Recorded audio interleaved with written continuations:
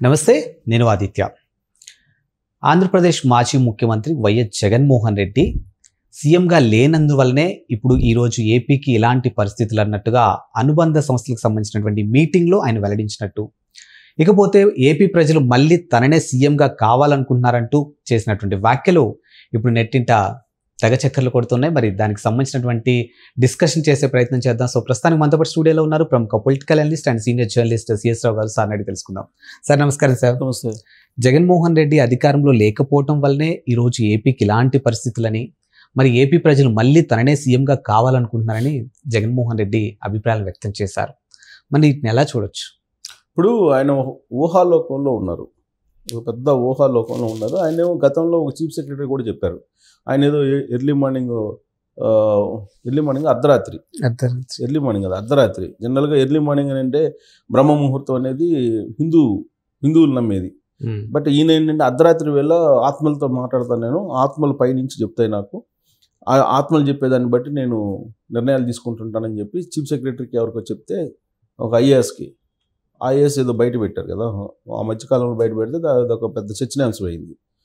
మరి ఆయన ఆత్మలతో మాట్లాడుతూ బహుశా నేను అనుకోటి ఇలా ఊహా లోకంలో ఉన్నారేమో, తాను సీఎంగా లేనందువల్లనే ఆంధ్రప్రదేశ్ ఈ విధంగా ఉంది అని చెప్పి ఆయన ఒక అభిప్రాయానికి వచ్చారు. తాను సీఎంగా లేనందువల్ల ఆంధ్రప్రదేశ్ రాష్ట్రం చాలా నష్టపోతుంది, తాను కనుక సీఎంగా ఉన్నట్టయితే ఈ పాటికి రైతు భరోసా వచ్చేది, ఈ పాటికి జగనన్న గోరుముద్ద వచ్చేది, ఈ పాటికి ఇంకా పథకాలు ఉన్న విద్యా కానుక వచ్చిండేది, ఇవన్నీ చెప్తున్నారు. వరుసగా పథకాలన్నీ చదివి వినిపించారు. ఎక్కడ వినిపించారు? వైఎస్ఆర్ కాంగ్రెస్ పార్టీ అనుబంధ సంఘాల మీటింగ్ పెట్టారు తాడేపల్లిలో మీటింగ్ పెట్టి ఆయన ఇమీడియట్గా వెళ్ళిపోయారు. ఎందుకంటే వ్యక్తిగత హాజరు కావాలి సిబిఐ కోర్టులో శుక్రవారం రోజు మాత్రం ఆయన తాడేపల్లిలో ఉండరు, ఆయన బెంగళూరు వెళ్ళిపోతారు. బెంగళూరు వెళ్ళిపోయి శుక్రవారం ముందు లేకపోతే 2 రోజుల ముందు, ఒక రోజు ముందు ఆయన ఇమీడియట్గా తాడేపల్లి ఖాళీ చేసేసి బెంగళూరు వెళ్ళిపోతారు. బెంగళూరు వెళ్ళిపోయి ఆయన ఒక ప్లాన్ చేసుకుని మళ్ళీ వస్తారు. మళ్ళీ వచ్చి తాడేపల్లి 1-2 రోజులు ఉండి ఇలాంటి మాటలు మాట్లాడి వెళ్ళిపోతారు. తాను సీఎంగా లేనందువల్లనే ఆంధ్రప్రదేశ్ భారీగా నష్టపోయింది. ఈ 4 నెలల్లోనే, ఈ 3 నెలల్లోనే, అదే 100 రోజుల్లో, లేదా ఈ 4 నెలల్లో జరిగినటువంటి నష్టం చాలా జరిగింది ఆంధ్రప్రదేశ్కి.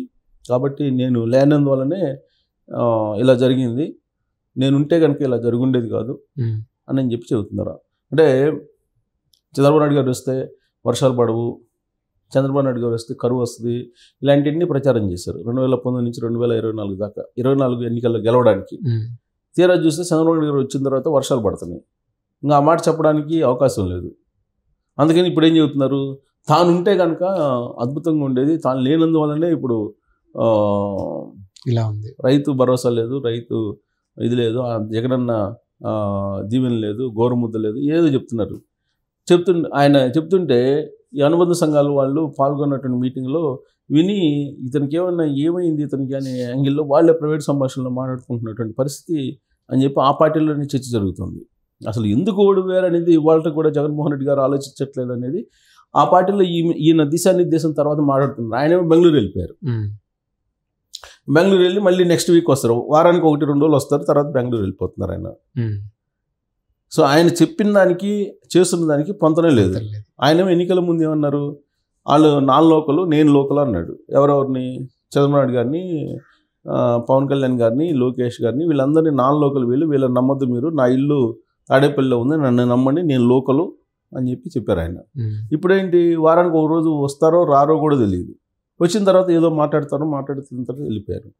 ఇప్పుడు ఆయన ఏంటి, నేను సీఎం అని అంటాడు, నేను సీఎం ఉండాల్సిన వాడిని, ఈ ఈవీఎంలు వల్ల నేను సీఎం కాలేకపోయాను అనేది ఒకటి తొలి రోజుల్లో చెప్పుకొచ్చారు.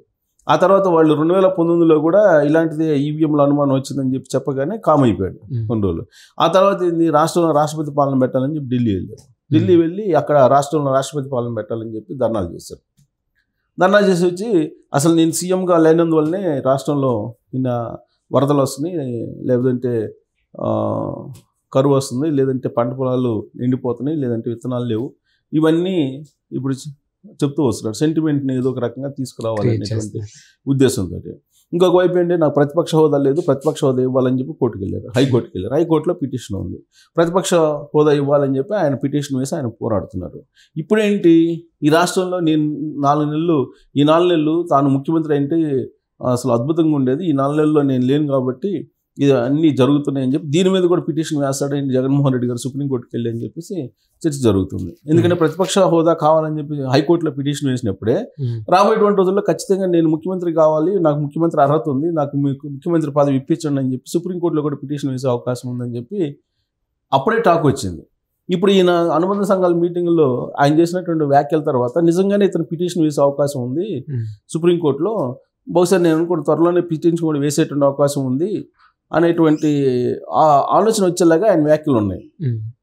4 నెలల్లోనే ఇప్పుడు ఆయన 2019 నుంచి 2024 వరకు ఆంధ్రప్రదేశ్ ముఖ్యమంత్రిగా ఉన్నందు కారణంగా ఆంధ్రప్రదేశ్ భ్రష్టు పట్టిపోయింది, ఆంధ్రప్రదేశ్ 10 ఏళ్ళు వెనకబడిపోయింది, ఆంధ్రప్రదేశ్ రాష్ట్రమే కంప్లీట్గా కొలాప్స్ అయిపోయిందని చెప్పేసి కసితోటి ఓట్లేసి ప్రజలు 11 స్థానాలకు పరిమితం చేస్తే జగన్మోహన్ రెడ్డి గారిని, ఇప్పుడు ఆయన ఈ 4 నెలల్లోనే అసలు నేను లేని వల్ల నష్టపోయిందని అంటున్నారు. అంటే ప్రజల తీర్పుని ఆయన గౌరవిస్తున్నట్ట లేదా అవమానిస్తున్నట్ట? ప్రజలేమో నువ్వు వద్దు అని చెప్పి చీత్కరించుకున్నారు, ఒక రకంగా చీకొట్టారు ఆయన్ని. 11 మంది ఎమ్మెల్యేలకు పరిమితం చేశారంటే చీకొట్టినట్టే కదా. 151 నుంచి 11 మందికి పరిపోయాడంటే ఆయన్నేమో ప్రజలు చీకొడుతూ ఉంటే ఈయనేమనుకుంటున్నాడు, నేను లేనందువల్లనే ఇలాంటివి జరుగుతుంది అని చెప్పి. ఆయన ఉంటే కనుక ఖచ్చితంగా తిరుపతి లడ్డుకు సంబంధించి కల్తీ వ్యవహారం మరింత పెరిగి ఉండేది. ఆయన ఉన్నట్టయితే కనుక కరెంటు ఛార్జీలు ఇంకొక 2 సార్లు పెంచుకునే వాళ్ళే. ఆయన ఉంటే కనుక మైనింగ్లో ఏమైనా ఉంటే కనుక ఇంకా కొద్దిగా ఊడ్చుకునే వాళ్ళే మిగతా మైనింగ్. ఆయన ఉంటే కనుక ఇసుక సంబంధించి మొత్తం కంప్లీట్గా ఇసుక క్వారీలన్నీ కూడా వాళ్ళకి ఎవరో ఒకరికి అప్పచెప్పిండే వాళ్ళు. ఇప్పటికీ 3,000 కోట్ల కుంభకోణం వచ్చింది మద్యం ఆల్రెడీ. ఆయన ఉంటే కనుక మద్యాన్ని ఈసారి గవర్నమెంట్ షాపుల్లో కాదు, ఆయన సొంత జగనన్న మద్యం షాపులు అని చెప్పి అమ్మించే ఉండేవాడు. ఆ చీప్ లిక్కర్ బదులుగా నాటుసారా అయినా అమ్మించుండేవాడు. లేదంటే గంజాయి సంబంధించి గంజాయి చాక్లెట్లు ఆల్రెడీ ఇప్పటికి కూడా అమ్ముతున్నారంట, గంజాయి చాక్లెట్లు. సో గంజాయి చాక్లెట్లు బహిరంగ మార్కెట్లోకి తీసుకొచ్చినవాళ్ళు. అప్పుడే ఆయన అధికారంలో ఉన్నప్పుడే ఈ మద్యం షాపుల్లో, రీటైల్ షాపుల్లో, మాల్స్లో కూడా మద్యం అమ్మించాలని ఆలోచన చేశారని చెప్పి ఆయన మీద అప్పట్లో వినిపించినట్టు అనమాట. ఆయన కనుక ఉన్నట్టయితే కనుక ఖచ్చితంగా ఈ పాటికి ల్యాండ్స్ అన్నీ కూడా తాకట్టు పెట్టేసుకునేవాడిని. అప్పుడే సచివాలయం పెట్టారు, సచివాలయం పెడితే తప్పేంటి అని అన్నాడు. ఎవరు, వాళ్ళ మంత్రి కొడాలి నాయన. అప్పట్లో సచివాలయం పెడితే అప్పు కావాల్సినప్పుడు సచివాలయం పెడితే మీ ఇల్లు పెట్టుకోవట్లేదా అని చెప్పేసి అడిగాడు ఆయన. మీకు డబ్బులు కావాల్సిన మీ ఇల్లు పెట్టుకోవట్లేదా, అంతే ఇది కూడా అని అన్నాడు. అదే జగన్మోహన్ రెడ్డి కనుక వచ్చినట్టయితే మళ్ళీ ఈ పాటికి ఎలా ఉండేది రాష్ట్రం అనేది ఊహించుకుంటే కనుక, అప్పుడు జగన్మోహన్ రెడ్డి తాను సీఎం కానందువల్ల రాష్ట్రం నష్టపోయిందా లేకపోతే లాభపడిందా అనేది తెలిసి ఉండేది. ఒకవేళ మళ్ళీ సీఎం అయినట్టయితే కనుక ఖచ్చితంగా ఈ పాటికి పోలీస్ అండర్లో మొత్తం ప్రజలు బిక్కుబిక్కుమంటూ భయంతో బతుకుతుండేవాళ్ళు, ఎవ్వరూ ఏం మాట్లాడకుండా ఉండేవాళ్ళు. మళ్ళీ సీఎం అయితే కనుక జగన్మోహన్ రెడ్డి గారు తిరుమల తిరుపతి దేవస్థానానికి ఆల్రెడీ 2 కొండలు చేసిండేవాళ్ళు. వాళ్ళ నాన్న వారసత్వం వచ్చింది కదా, వాళ్ళ నాన్న కూడా అంతే కదా, 2వ సీఎం అయిన తర్వాతనే కదా తిరుమల 7 కొండలు కాదు 2 కొండలు అని చెప్పేసి అది జరిగి ఉండేది. మళ్ళీ అప్పుడు తిరుమల సెట్ని తాడేపల్లి ఇంట్లో వేయించుకున్నాడు కదా, అసలు తిరుమల కొండలే వద్దు, అక్కడ తీసేయండి, ఆ కొండల్ని తీసుకొచ్చి నా ఇంటి దగ్గర పెట్టండి అని ఉండేవాళ్ళు అప్పుడు ఖచ్చితంగా. ఒకవేళ మళ్ళీ ఆయన కానీ సీఎం అయినట్టయితే ఇప్పుడు ల్యాండ్స్ మొత్తం ఖచ్చితంగా ఆయన బొమ్మలతోటి పాస్బుక్లు ఉండేవి, ఆ మొత్తం ఒరిజినల్ డాక్యుమెంట్స్ అన్నీ కూడా ఈ పాటికి గవర్నమెంట్ హ్యాండ్ ఓవర్ అయిపోయింది, మొత్తం గవర్నమెంట్ చేతుల్లోకి వెళ్ళిపోయింది. ఈ పాటికి బేరం పెట్టిండే వాళ్ళు మొత్తం ల్యాండ్స్ కానీ మొత్తం భూములు కానీ ఆల్రెడీ తాకట్టు పెట్టేసిండే వాళ్ళు ఎక్కడైనా. ఆయన కనుక సీఎం అయితే ఈ పాటికి 3 హెలికాప్టర్లు వచ్చిండే ఆయనకి. ఆయన సీఎం అయితే విమానం కూడా వచ్చిండేది. ఆయన సీఎం అయితే ఇప్పుడు తాడేపల్లి ఉంది కదా, తాడేపల్లి లాంటి ప్యాలెస్లు రిషికొండ ఆల్రెడీ రెడీ అయింది. రిషికొండ తర్వాత రిషికొండ ఎంటర్ అయి ఉండేవాళ్ళే. రిషికొండ నుంచి ఆ రిషికొండ మీద ఉండేవాడు ఆయన. రిషికొండ నుంచి ఆయన వివిధ దేశాల నుంచి వచ్చేటువంటి షిప్స్ని అనేది చూస్తుండేవాళ్ళే, అంటే డ్రగ్స్ దేంట్లో వస్తాయి ఏంటి అనేది. ఆ తర్వాత ఆయన సీఎం అని అడిగితే కనుక ఇప్పుడు కడపలోనూ కర్నూలులోనూ ఇంకో ప్యాలెస్ రెడీ అయి ఉండేది. ఇలా చెప్పుకుంటూ పోతే ఆయన సీఎం అంటే కనుక చాలా జరిగి ఉండేవి. బట్ ఆయన ఏంటంటే నేను తాను సీఎం కానందువల్ల అసలు ఆంధ్రప్రదేశ్ ఏదో అసలు చాలా నష్టపోయింది అని చెప్పి ప్రజలు అనుకుంటున్నారని ఈయన భావిస్తున్నాడు. ఊహాలోకంలో తేలియాడుతున్నాడు ఊహల్లో. అసలు ప్రజలందరూ ఈయన గురించే మాట్లాడుకుంటున్నారని. సూపర్ 6 ప్రకటించారు, సూపర్ 7 ప్రకటించారు, సూపర్ 6 లేవు, సూపర్ 7 లేవు అని చెప్పి ఆయన చెప్తున్నాడు. సూపర్ 6 లేవని చెప్పి ఎలా చెప్తారు? డే 1 నుంచి ఎవరైనా సరే పథకాలు అమలు చేస్తారా? ఏ సీఎం అయినా సరే చేయరు కదా. ఇప్పుడు ఆల్రెడీ దీపావళి నుంచి సిలిండర్లు ఇస్తానన్నారు చంద్రబాబు నాయుడు గారు, సంక్రాంతి నుంచి ఉచిత బస్సు ఇస్తానంటున్నారు. ఇంకేంటి, రైతులకి 20,000 వేస్తారు. ఇంకేంటి రైతు భరోసా అంటే ఇప్పుడు ఆయన స్కీమ్ ఈయన ఎందుకు అమలు చేస్తాడు? ఈయన చెప్పింది అమలు చేస్తాడు కానీ చేయడు కదా. సో జగన్మోహన్ రెడ్డి గారు వాస్తవాలు రావాలి, ఊహాలోకం నుంచి వాస్తవాల్లోకి దిగి కనుక మాట్లాడితే బాగుంటుంది. ఆయన అనుబంధ సంఘాల మీటింగ్లో ఆయన చేసినటువంటి వ్యాఖ్యలను చూసి వాళ్ళ పార్టీ వాళ్ళే నవ్వుకుంటున్నారు అనేది ఇప్పుడు చర్చ జరుగుతుంది. ఆయన సీఎం అయితే అని ఒక క్వశ్చన్ వేసుకొని దానికి వచ్చేటువంటి సమాధానాలు ఏంటి అని కనుక లెక్కేసుకుంటే ప్రజలు ఏం చెబుతున్నారు కనుక వాళ్ళు కనుక భావిస్తే అప్పుడు వాస్తవ రూపంలోకి, వాస్తవ లోకంలోకి ఆయన వస్తారు.